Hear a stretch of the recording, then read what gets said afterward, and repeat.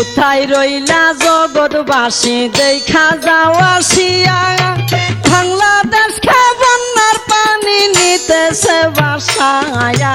ঘরে পানি বাইরে পানি বাঁচিব খই গিয়া বন্ধু হে।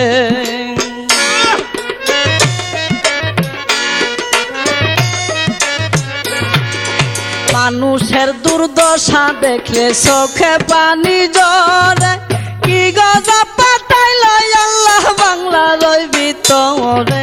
হাহাকার পড়িয়া গেছে গ্রামের ঘরে ঘরে বন্ধু হে।